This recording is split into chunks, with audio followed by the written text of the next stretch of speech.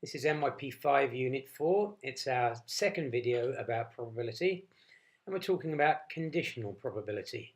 So conditional probability is the likelihood of an event whose probability of occurring is influenced by the outcome of another event. So, for example, Donald is sick and he needs expensive treatment, but he's uncertain of being able to raise enough money. So there's different possibilities. He's got a 65% chance of raising the money, and therefore a 35% chance of not. If he has the treatment, there's an 80% chance that he will survive. So he could get the treatment and still not survive, but there's an 80% chance that he will survive. However, if he doesn't get the treatment, there's a 70% chance that he'll die, which means he can still not get the treatment and have a 30% chance of living. So his chance of surviving is better if he gets the treatment, but in either case, it's not a certainty. So represent this situation in a tree diagram. And overall, what is the probability that he survives? Okay, so first of all, the chance that he gets the treatment. Chance of getting the treatment is 0.65, 65%. Chance of not getting the treatment is 0.35. If he gets the treatment, he's got an 80% chance of survival. So the probability of surviving is 0.8, 80%. And the probability of not surviving, S dash, is 0.2. That's 20%. But if he doesn't get the treatment, then his chance of survival becomes 0.3 only, and his chance of not surviving is 0.7, 30% and 70% as stated in the question. So we can multiply the tree diagram out and get the probabilities of all of these various combinations. Chance of having the treatment and surviving is 0.6 times 0.8, 0.65 times 0.8, I should say, which is 0.52. The chance that he has the treatment but still doesn't survive is 0.26. The chance that he doesn't have the treatment and yet still survives is 0.105. And the chance of not having the treatment and not surviving is 0.245. So those things add up to 1 because that covers all of the possibilities. So overall, the chance that he survives is, well, there's two ways that it can happen. He can have the treatment and survive, or he can not have the treatment and yet still survive. So multiplying those branches out and adding up their probabilities, overall, the probability that he survives is 0.625. Okay, now we want to represent that same information in a Venn diagram. So just looking back to my tree diagram, the chance that he has the treatment and survives is 0.52, treatment and not survive is 0.26, not treatment and survive is 0.105, and not treatment, not survive is 0.245. So all of those have their place in the Venn diagram. So 0.52 for having the treatment and surviving, 0.13 for having the treatment but not surviving, 0.105 for not having the treatment but still surviving, and 0.245 for not having the treatment and not surviving. So in the event, let's say he raised the money, and given that he managed to do this, his chance of survival is 0.8. That was given to us in the original information. Let's just go back and look at that. There it is. If he has the treatment, there is an 80% chance that he will survive. So that was given to us in the question. But we can write probability of S given T equals 0.8. The probability that he survived, given that he had the treatment, is 0.8. So that little vertical line means given, the probability of S given T. And probability, conditional probability, which is what that is, can be calculated from the formula. Probability of B given A is the probability of B and also A happening divided by the probability of A. So in this case, the probability of S given T, probability of survival given that he got the treatment, is the probability that he survives and gets the treatment divided by the probability that he gets the treatment. And we can get those numbers from the Venn diagram because the probability that he got the treatment is the yellow bit there, which is 0.13 plus 0.52, which comes to 0.65. And out of that, the probability that he survived and got the treatment is the 0.52.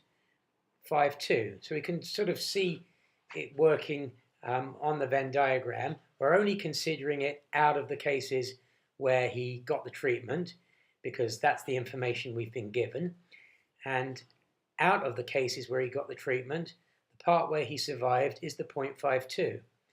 So we can see it directly from the Venn diagram that the probability that he survives given that he got the treatment is 0.52 out of 0.65, which is 0.8, which we already knew it was because it was actually given to us in the original question. So here's an exercise. Pause the video. Write down the probabilities of the following events and describe them in words. Probability of S given T dash, probability of S dash given T, and probability of S dash given T dash. So the answers are coming up, but pause the video, attempt the questions first. So here come the answers. So number one, probability of S given T dash. So looking at it on the Venn diagram, it's only out of T dash, it's only out of the cases where he didn't get the treatment, so that's the yellow bit. So it's only going to be out of 0.35. That's 0.105 plus 0.245. And out of those, the probability that he survived is the 0.105. So it's 0.105 out of 0.35. And that comes to 0.3. And in words, that's the probability that he survives given that he didn't have the treatment. Okay, moving on to question 2. Probability of S dash given T. So it's only out of the cases where he got the treatment. So it's only out of what I've highlighted yellow there. And out of those, it's the probability that he doesn't survive. 0.13 out of the 0.65 comes to 0.2. So that's the probability that he doesn't survive given that he did have the treatment. Number 3, probability that he didn't survive given that he didn't have the treatment. So again, I've highlighted in yellow all the cases where he didn't get the treatment. So we can see it's out of 0.35. And from that, the 0.245 represents the cases where he didn't survive. So the chance that he didn't survive given that he didn't get the treatment is 0.245 out of 0.35. And that comes to 0.7.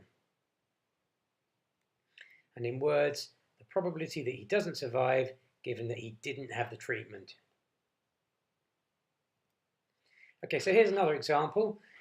In a school, people can play football, chess, both or neither. Here are the numbers of people that do so.